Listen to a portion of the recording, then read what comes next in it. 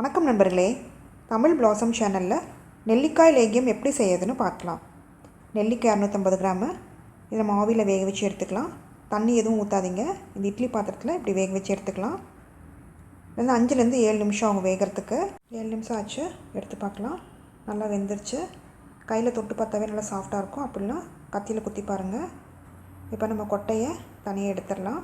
பாருங்கள், ஈஸியாக பிக்க முடியுது. நல்லா சாஃப்டாக வெந்துருச்சு. இப்போ எல்லாத்தையும் மிக்சியில் நைஸாக அரைச்சி எடுத்துக்கலாம். தண்ணி எதுவும் ஊற்றாதீங்க. அரைக்கிறப்போ நல்லா நைஸாக அரைச்சாச்சு. இந்த பதத்துக்கு இருக்கணும். 250 கிராம் கருப்பட்டி எடுத்துக்கலாம். அரை கப் தண்ணி ஊற்றிக்கலாம். முழுகிற அளவுக்கு தண்ணி ஊற்றணும் அவசியம் இல்லை, கரைஞ்சா போதும்.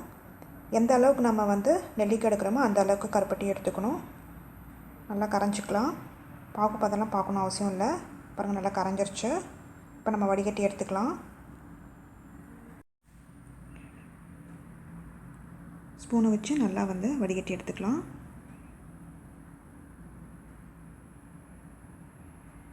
எவ்வளோ குப்பை இருக்குது பாருங்கள். இதில் அரைச்ச விழுதை போட்டுக்கலாம். தண்ணி எதுவும் ஊற்றாதீங்க. இதை கட்டி இல்லாமல் நல்லா கலந்துக்கலாம். சிம்லேயே வச்சுக்கோங்க. கட்டி இல்லாமல் நல்லா கலந்து விட்டுக்கோங்க. சிம்லேயே வச்சு நல்லா கிளறி விட்டுக்கிட்டே இருங்க. அடிப்பிடிக்காமல் பார்த்துக்கோங்க.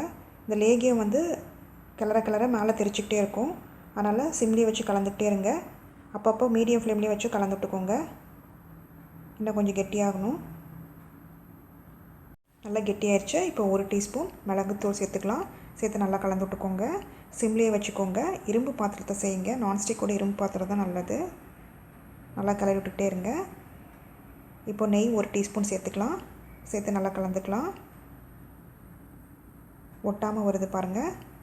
இப்போ நம்ம அடுப்பு ஆஃப் பண்ணிடலாம். சுவையான நெல்லிக்காய் லேகியம் ரெடி ஆயிடுச்சு. இது காலையில் 1 ஸ்பூன், சாயந்தரம் 1 ஸ்பூன் சாப்பிட்டு வந்தால் ரொம்ப நல்லது உடம்புக்கு. இது ஆறின பிறகு கண்ணாடி பாட்டிலில் ஸ்டோர் பண்ணி வச்சுக்கலாம். 6 மாதம்னாலும் கெடாது. ஃப்ரிட்ஜில் வச்சுக்கோங்க. இந்த ரெசிபி செஞ்சு பார்த்துட்டு உங்களோட கமெண்ட்ஸ் என்னன்னு சொல்லுங்கள். பிடிச்சிருந்தால் லைக் பண்ணுங்கள், ஷேர் பண்ணுங்கள், சப்ஸ்கிரைப் பண்ணுங்கள்.